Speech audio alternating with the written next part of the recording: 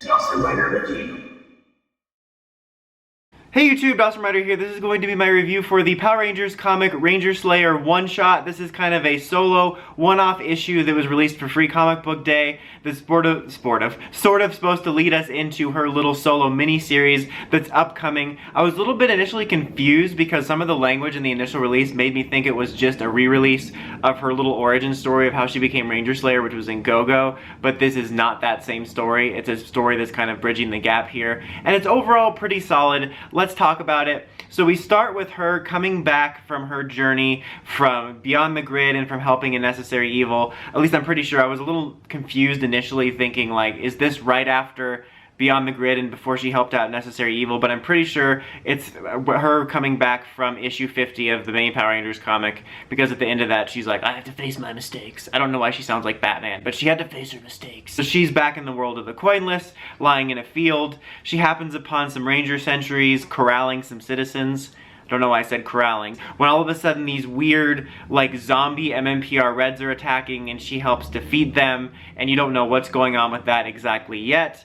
She sort of goes back and regroups with the coinless, like, forces of Aisha and Trini and Zach, and they're not sure who to trust, or not who to trust, whether they should trust her because she was evil, even though she was under a spell. It's very much reminding me of, I mean, I guess that situation in general, in every time it's ever been done ever, but it very much reminded me of the early comic stories when the team was very mistrusting of Tommy, even though he was under a spell. So you kind of rehash a little bit of that. You get to see a little bit of the villains. Finster 5 is working on some stuff. Scorpina's kind of an interim ruler, and they're just kind of setting up that in Drakkon's absence, there's been a little bit chaos about who's leading, who's controlling the world. The coinless are fighting against the remnants of Drakkon's forces, with Scorpina sort of pseudo-leading it, but all the while they're also dealing with these weird zombie forces that nobody knows what they are.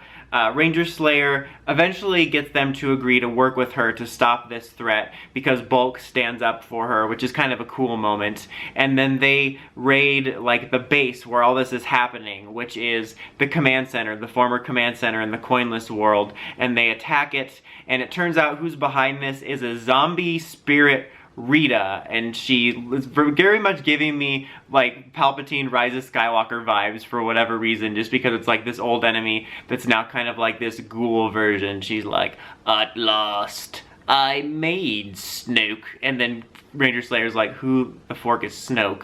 The design looks really cool. I wouldn't deny that I was a little bit eye-rolly about it, like, oh, of course, it's Rita, you know, because it was like, let's do more of the same similar Season 1 elements. But the idea was kind of cool, and the design for her character was kind of cool.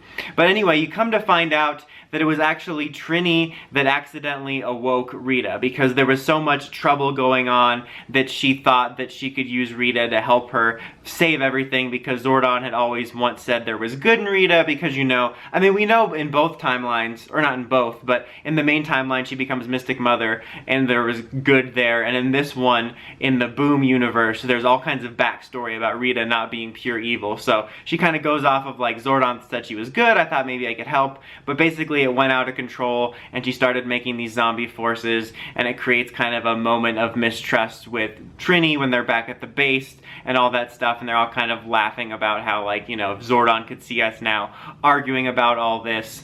But then they formulate a plan, basically, to have Drakkon's forces and the coinless forces, well, join forces to fight this zombie Rita threat. They manage to convince Scorpina, and they charge the base fighting side by side, which is pretty cool. And you see Adam fighting with them, and Bulk and Skull reunited, and, you know, Skull is a high up Red Sentry. And I was a little bit confused, just because there's some aspects I didn't remember. Like, I couldn't remember / tell if Adam was part of Drakkon's forces. I think it made it seem like that, and I don't remember seeing Adam before. I remember Aisha, but again, that could just be me. And then with Rocky, or not Rocky, Jason, because Jason Narvi, Skull, I thought he was undercover as a sentry.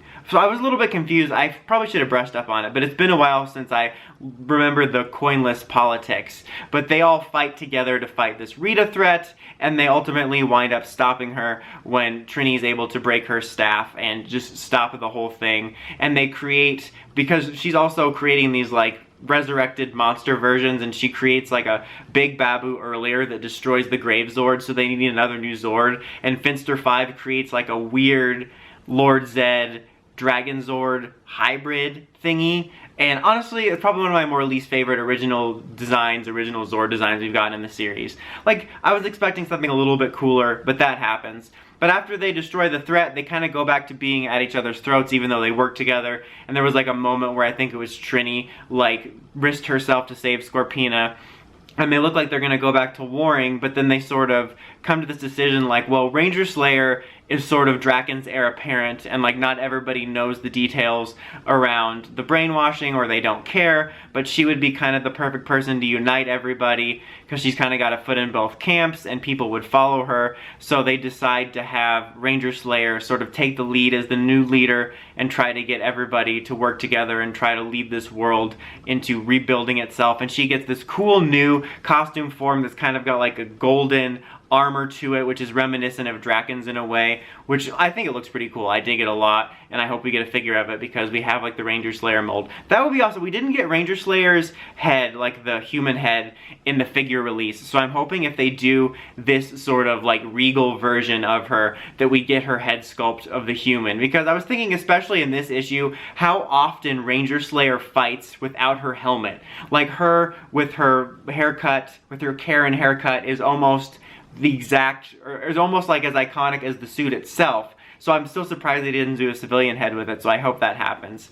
But I overall thought it was solid. It wasn't the most amazing issue. You know, I thought it was entertaining. I was intrigued all the way through. I thought the Rita stuff was a little bit, like I said, I liked the design and kind of the concept of these zombie rangers she was restoring, but it was a little bit like, you know, whatever. I'm glad that she didn't end up being the main villain of the next series. Like, I thought they were setting it up for the Ranger Slayer series to be about her and the others fighting against zombie Rita the whole time, and I'm glad that was squashed for now, and that hopefully we're going to move on to a new threat. But overall, a solid issue that kind of does a transition point to the new series. I'm looking forward to seeing what the Ranger Slayer series does and how it differentiates itself, but I would overall give this a 7. But what did you guys think? Did you enjoy the Ranger Slayer one-off? What did you think of Zombie Rita? Let me know in the comments. Until next time, don't forget to like, comment, subscribe, and climb the steps and ring that bell so you get notifications for my videos. Dawson Ryder, signing out.